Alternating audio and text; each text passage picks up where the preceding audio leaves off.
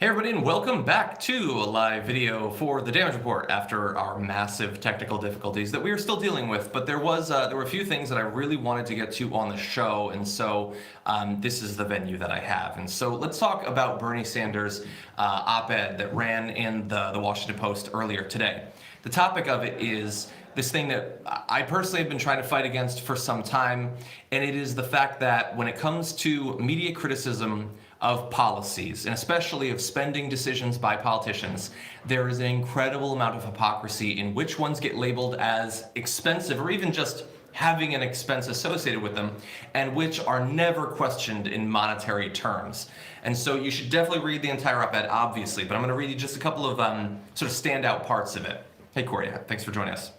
So Bernie said, "I find it ironic that when I and other progressive members of Congress propose legislation to address the many unmet needs of workers, the elderly, the children, the sick, and the poor, we are invariably asked, how will we pay for it?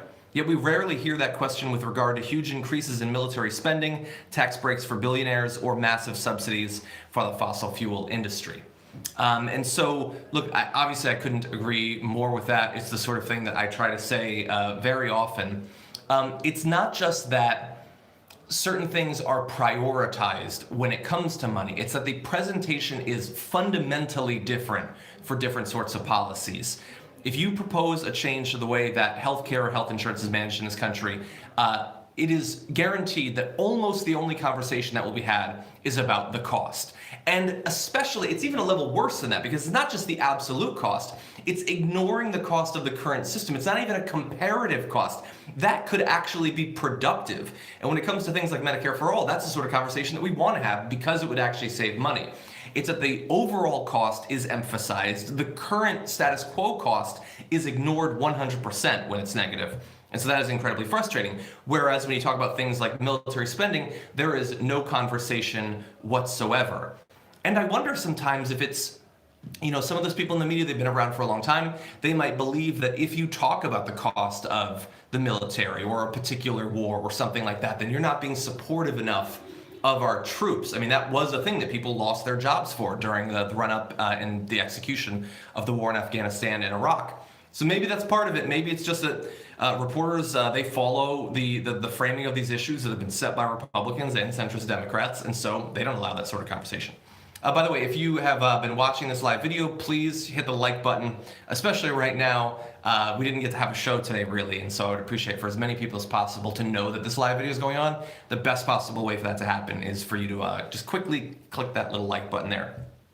So he goes on, he talks about a whole bunch of pieces of progressive legislation that have been labeled too expensive by the media. And then he says, but when it comes to giving the Pentagon $738 billion, even more money than it requested, there's a deafening silence within Congress and the ruling elites about what our nation can and cannot afford. Congress will just authorize and appropriate all of this money without one penny in offsets, no questions asked. And that's effectively what just happened. This is not just a general commentary about what's going on. They just passed the National Defense Authorization Act. It was in the House a couple days ago, and then the Senate earlier today. And of course, he didn't support it. He hasn't supported any of these military budgets under Donald Trump, something that not a lot of people can actually say is true about them.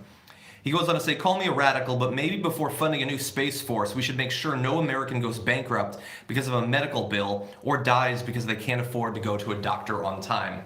And these are the sorts of obvious things that you would expect that the media would focus on. You'd expect if you didn't pay attention to what the media does actually focus on.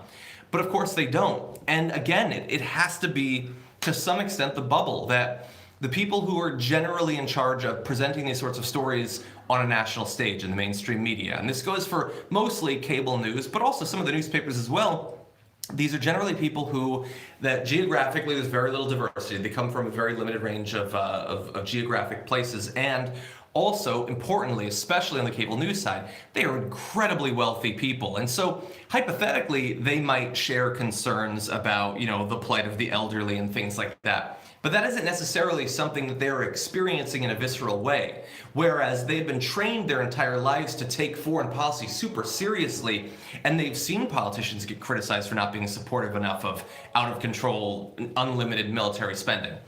And so they allow it. And I think that this sort of op-ed, which is, this is not the first time he's talked about this, it's a constant refrain, but we need to hammer this into the media because we are not just fighting against, nothing. We're fighting against decades of the right wing determining how policies are talked about. And if we want policies to be talked about in terms of the actual effect that they would have on real people's lives, we need to make sure that there is a fair playing field when it comes to discussing the cost of a policy. And we also specifically, so that's for talking about Medicare for All, Green New Deal, all sorts of things like that. But specific to the military, we have got to do whatever it takes to get us to a place where as a country we can have serious conversations about how much money we should be spending on the military. We don't have anything approaching a serious conversation right now.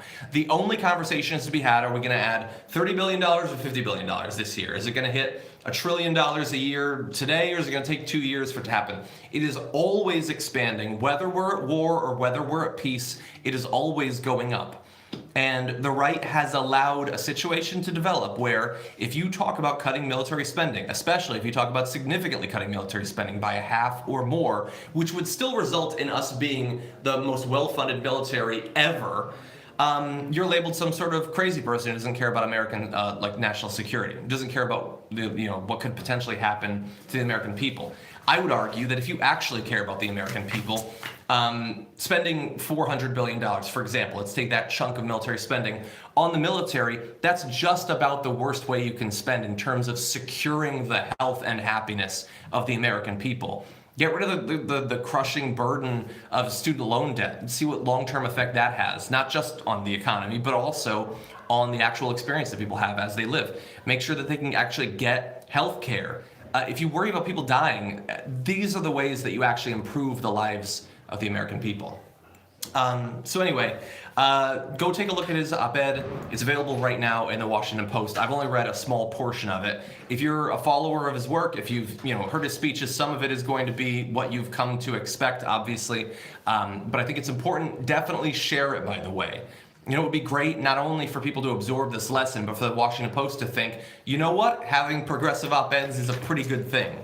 I wouldn't mind being there at some point, spreading progressive values. But anyway, I did want to just generally say for those of you who might be coming in now, and by the way, please hit the like button while you can. If you weren't watching the live The Damage Report, so we were like 20% of the way into the show when the power was cut. It was not just cut in our studio, it's a thing that stretches for many blocks. It looks like it's going to take a couple of hours at least for the power to come back. And so that's unfortunate because we had prepped a full show. I still had like 3 more topics I wanted to talk about with Emma, and we were going to have a congressional candidate as well. That can be postponed. The meanwhile, it'll be postponed.